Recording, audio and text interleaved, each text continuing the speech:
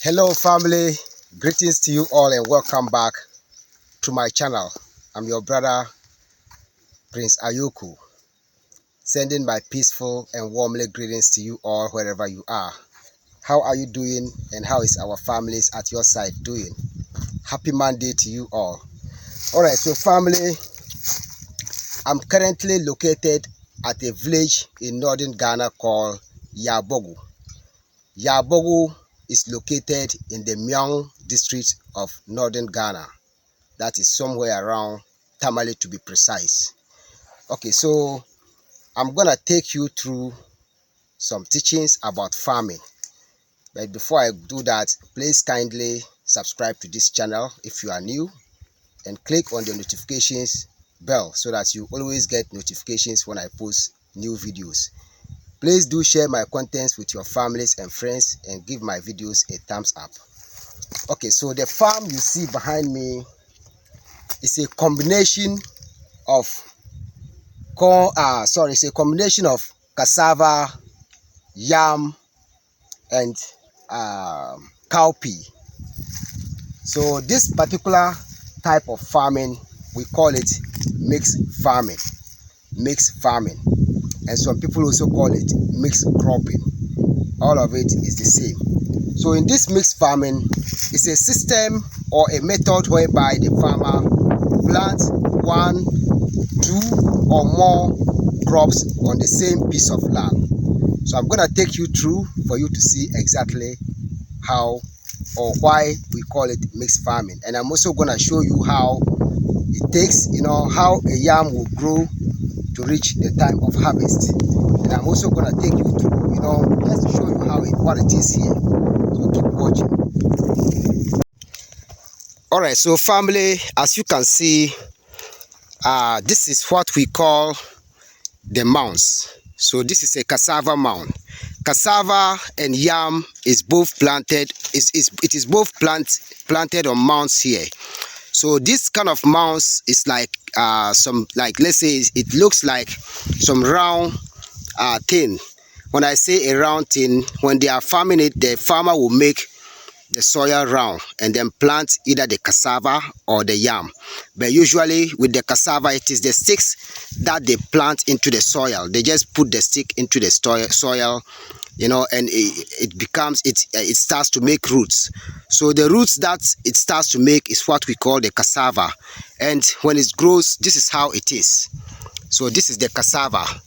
And the leaves of the cassava is used to make soup. So cassava has got two uses. The leaves is used to make soup, and the tubers is used to, make cassava flour or, starch, or let's say like, we also use it to, add into corn flour to make what we call the tuwo zafi or the TZ. And cassava is also used to make gari. Cassava can also be used to make eba. Eba is an indigenous Nigerian food, and cassava can also be used to pound fufu. That is a combination of cassava and plantain fufu. So yeah, that is what is going on. So this farm land is 2 acres of land, and it belongs to my brother. That is my brother, the owner of the farms. Chama Napune.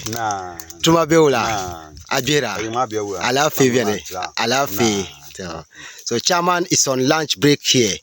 If you can remember on my previous videos about farming, when he was farming this land for the first time, I showed him on the channel. I showed a video of him planting some yam heads. So chairman is benefiting from his hard work. A very old man, very, very hardworking man who is always at his farms working. If I'm not mistaken, chairman will be like up to 60 years. Chairman, this is your ampa you pay for Bobia Yaya. You pay your Ako Papa yo. Eh.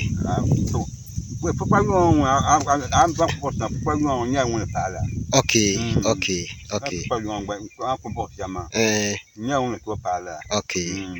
Okay, so chairman says he's on his 60s. So he's a very hard worker who has 2 acres of cassava cassava, yam, cowpea, and he also harvested corn from the same farm. So he planted 4 different types of crops on the farmland. So Chairman is here and enjoying his lunch. So I'm gonna take you through once again for you to see how it works here with regards to mixed farming. So this particular yellow leaves that you see is the yam leaves. So usually when they plant yam, when they plant the yam head and it germinates, the leaves of it is green. But when it's ready for harvest, the leaves becomes yellow, and finally it dries up. So this is the yam mound, and the yam is inside the mound. That tells us that the yam is ready for harvest. So anytime soon when he is free, he can harvest his yam. So that is the yam mound you see. This is the yam mound. The yam is inside the mound, and this is the vines. That's the yam vines, and the leaves is green, but when it's time for harvest, it becomes yellow. And usually they put a sticks on the ground to support the yam vines. So that is the stick you see. That supports the yam vines. So the farm is big. Like I said, it's 2 acres of land, and he has all of these crops inside the farms. So yeah, and this is the cowpea. A lot of people, when they watch my videos, I talk about cowpea a lot, especially when it comes to my animals feed. So to those who keep hearing cowpea without knowing what it is, this is the cowpea you see in here today. So this cowpea, it looks like when it's before it is ready for harvest. So the process is that when it's growing, it blooms some flowers, and the cowpea come out of the flowers. So the flowers is just getting ready to bloom. As you can see, that is the part that the cowpea will appear when the flowers bloom. So when the cowpea blooms flowers, later the cowpea itself will come out of the flowers, and you know what, it takes some time to dry. When it's dry, that means it's ready for harvest. So this cowpea you see is an indigenous bean in northern Ghana, because the cowpea is just like beans, but it's very smaller than the ordinary beans we all know. So cowpea is very good. It's very, very good, and is it tastes so good when it is cooked. So all this you see in here is on one farm. It's been planted on one farm, and the farm is big. Like I said, it's a very big farm that my brother planted. He's called Chairman. That's how we all call him. And he used to also have tomatoes here. So as you can see, this is the tomato. I think he has already harvested the tomatoes. So he had a lot of crops here and vegetables as well. So I'm just taking you through the process for you to see how a yam farm and a cassava farm as well as cowpea farm looks like. So all of this is a combination of different plants in one farm. So that is how it goes. Yeah, so family, to each and everyone who have any question, he can leave it on the comments. He or she can leave it in the comment section. So village life is very, very good, and it is high time. It is high time for us to think about what we can eat tomorrow and not what we can eat today. Because when we always think about what we can eat today, it will be hard for us to progress as Africans or as people in the world. So we should always be focused on what we can eat tomorrow. This farmland that you see here, when they harvest it, they can have something to eat, they can have some leftovers to sell, and they can have a whole lot of money from that. So that is a good move. That is a very good idea. So I encourage each and everyone to try as much as they can to involve into agriculture. Even if you can't go to farm, but at least you can invest into farming. because it is very, very good. So remember I said he also planted tomatoes here. So these are some of the tomatoes that he planted, and I think the rainy season is over, so he has harvested most of the tomatoes. So you can see some of the tomatoes he planted. So this is good. This is very good. Yeah, so it is high time for us to, plan on eating what we grow. Eating what we grow is very, very important. And like I always tell you, agriculture is the future. Agriculture is the future of the world. It is very, very important. Agriculture is very, very, very important. So we should put our plans and our focus into agriculture as well. Even if we know we can't go to farm, at least we can put our investments into the farming, so that both we the farmers and those who are not farming will be benefiting from it. And that is by what? Getting food from the farms. So family, that is exactly what I'm showing. My corn is fully dried and it's ready for harvest. But there's a lot of bushes in the corn. That is a lot of grasses in the corn. But I'm so happy. I'm so happy because the yield is good. My farm had a very good yield. So I'll be bringing some guys tomorrow to come and start the harvest. So far, I can say so good, because the yield is good. The yield is good. So we'll be getting ready for the harvest, like I said, sometime tomorrow. Yeah, so the yield is good. This is the corn. The yield is good. So hopefully tomorrow we'll be here to start the harvest. They can take up to a week to harvest the 7 acres.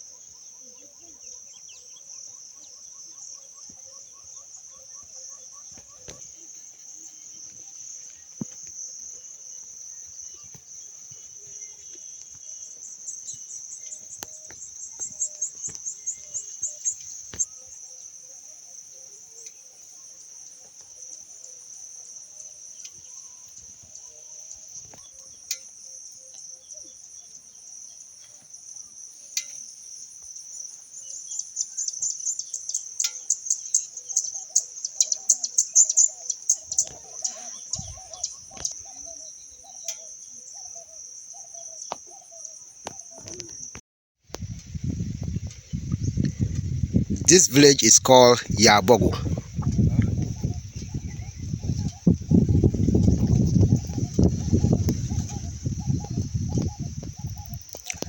Yabogo has up to about 100 houses, and all of the houses is the thatch houses.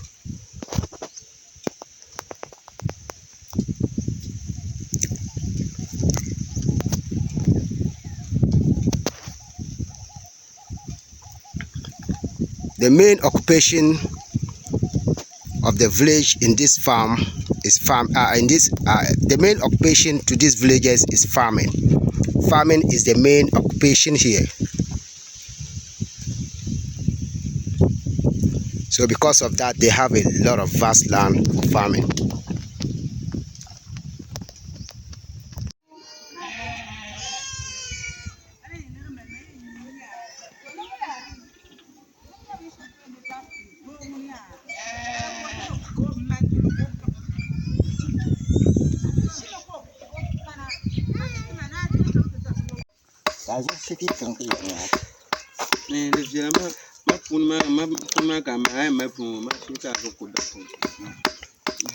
So at Yabogo village, I found this old man using some simple tools to make a mortar.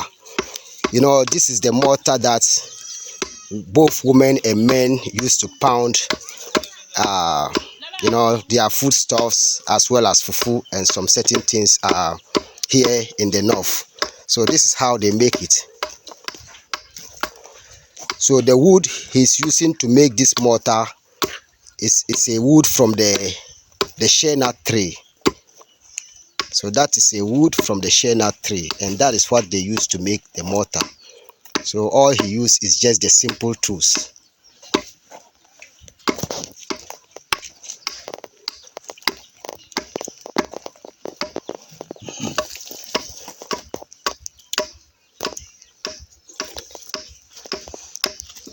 Wait.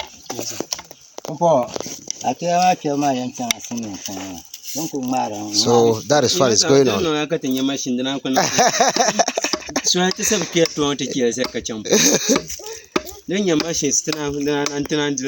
Yeah, so they are saying that if they had a machine, they wouldn't have been suffering to use these simple tools to do it. So that's what he's saying. Actually, some people use these machines to do it here, but those machines are not common.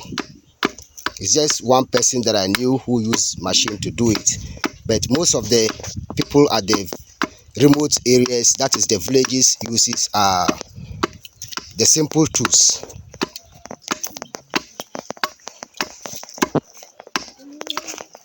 So when he do it, they have to also use the pistol. So it goes with two.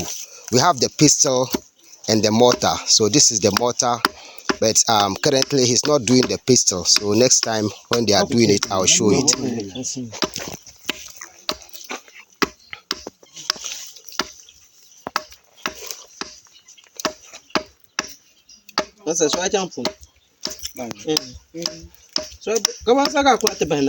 And actually he also have an apprentice. So he taught this young man how to make the mortar.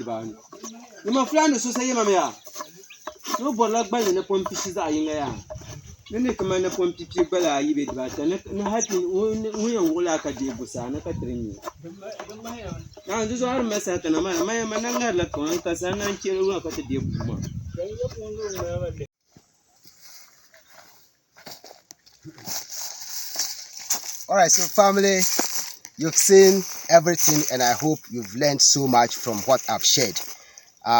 You know, agriculture is the future, like I already said.